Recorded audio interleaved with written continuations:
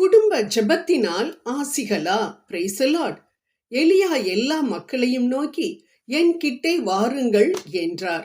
மக்கள் அனைவரும் அவர் அருகில் வந்தனர் என்று நாம் 1 ராஜாக்கள் 1 அரசர்கள் 18வது அதிகாரம் 30வது இறை வார்த்தையில் நாம் பார்க்கின்றோம். ஆம், எலியா ஆண்டவரிடம், ஆண்டவரே இறங்கி வந்து அக்கினியால் இந்த விறகு கட்டையின் மேல் அடுக்கி வைக்கப்பட்டிருக்கக்கூடிய இறைச்சிகள் அனைத்தையும் நீ சுட்டுவிடும் என்று கேட்ட பொழுது ஆண்டவர் எலியாவின் ஜெபத்திற்கு இறங்கி வந்து அவற்றையெல்லாம் சுட்டுவிட்டதாக, நாம் ஒரு பெரிய அற்புதத்தை செய்ததாக நாம் இந்த அதிகாரம் 18வது அதிகாரத்தில் பார்க்கின்றோம். ஆம் அன்பானவர்களே, நாம் மிக மிக அருமையாக அறிந்து கொள்ள வேண்டிய ஒரு விஷயம் என்னவென்றால், நமது வாழ்க்கையிலும் அநேக அற்புதங்களையும் அதிசயங்களையும் எதிர்பார்த்து நாம் காத்து கொண்டிருக்கின்றோம். அந்த அற்புதங்கள் அதிசயங்கள் நடத்தப்பட வேண்டும் என்றால், இந்த எலியா செய்தது போல அநேக காரியங்களை அவர் செய்தார். ஆனாலும் மிக முக்கியமான காரியமாக, என் கிட்டே வாருங்கள் என்று மக்கள் அனைவரையும் அருகில் அழைத்து அவர் ஜெபம் செய்த பொழுது ஒரு பெரிய அற்புதத்தை மக்கள் அனைவரும் கண்டார்கள். அதே போல நமது வாழ்க்கையிலும் கூட நாமும் அற்புதங்களையும் அதிசயங்களையும் காண முடியும், இந்த எலியா செய்த காரியங்களை நாமும் செய்யும் பொழுது. ஆம் அன்பானவர்களே, பொதுவாக ரோட்ல நின்று நம்ம வீட்டில் சில பேர் உணவு கேட்பார்கள். அவர்களுக்கு நாமும் கூட இறக்கப்பட்டு உணவுகளை எடுத்து கொடுப்போம். எப்படிப்பட்ட உணவை எடுத்து கொடுப்போம்? பொதுவாக மீந்து போன உணவுகளை தான் மக்கள் கொடுப்பார்கள். ஆனால் நமது பிள்ளை ரோட்டில் நின்று உணவு கேட்குமா? நிச்சயம் கேட்காது. அது நம் வீட்டில் அமர்ந்து ராயலாக டைனிங் ஹாலில் அமர்ந்துதான் உணவை கேட்கும். நாமும் உணவு கொடுப்போம். திருப்தியாக சாப்பிடும்படியாக நாம் சமைத்து வைத்து கொடுப்போம். அன்பானவர்களே, இதே போல்தான் நாமும் கூட அநேக முறை வெளியில் நின்று கொண்டு ஆண்டவரிடம் நாம் நன்மைகளை கேட்கின்றோம். அதே போல சில சமயம் நாம் பெற்றுக்கொள்ளுகின்றோம். ஆனால் அது திருப்தியான சாப்பாடாக இருக்காது.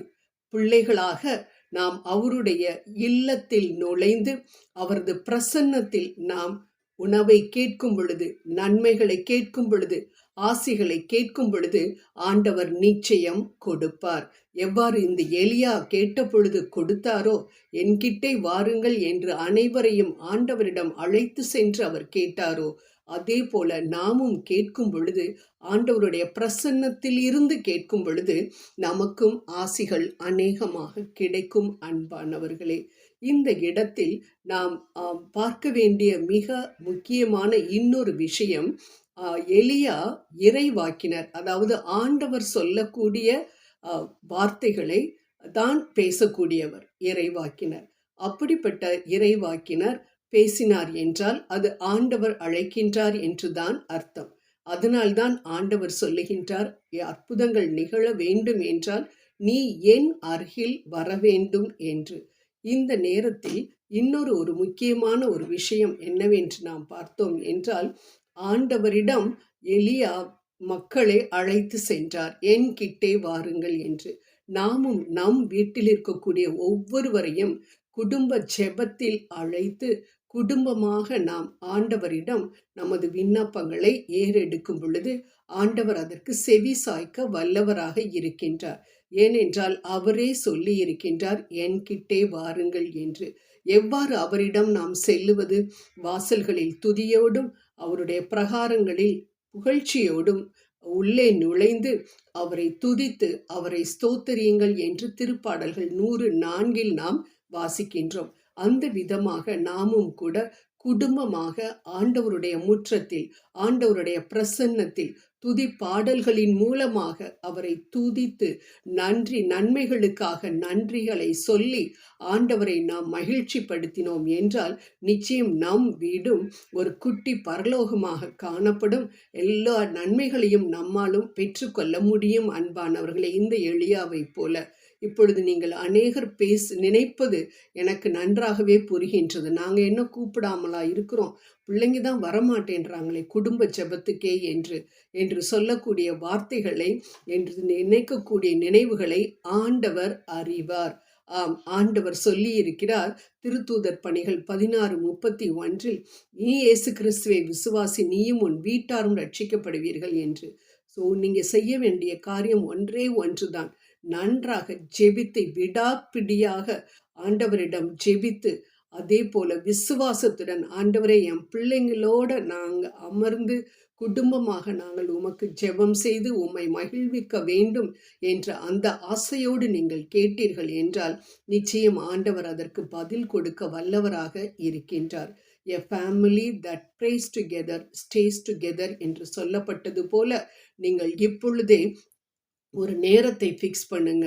நைட்டு இந்த நேரத்தில் நாங்கள் எல்லாரும் குடும்பமாக நாங்கள் உட்கார்ந்து நாங்கள் ஜெபிப்போம். ஆண்டவருடைய வார்த்தைகளை விவிலியத்தின் மூலமாக நாங்கள் கேட்டு அதன்படி நடக்க முயற்சிப்போம் என்ற ஒரு ஸ்டெப்பு மட்டும் எடுத்து வைங்க.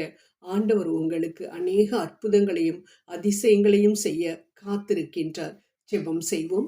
அன்பின் ஆண்டவரே, இதோ இந்த நேரத்தில் எங்கள் குடும்பத்தை உமது பாதத்தில் நாங்கள் சமர்ப்பிக்கின்றோம். நீர்தாமே எங்கள் ஒவ்வொருவரோடும் தகப்பனை நீர் பேசி அனைவரும் சேர்ந்து உம்மை குடும்பமாக நாங்கள் துதித்து நன்றிகளை சொல்லி நாங்கள் நன்மைகளை பெற்றுக்கொள்ள எங்களுக்கு கிருபை புரிய வேண்டுமாறு உம்மை கெஞ்சி மன்றாடுகின்றோம். ஆமேன், ஆமேன், ஆமேன்.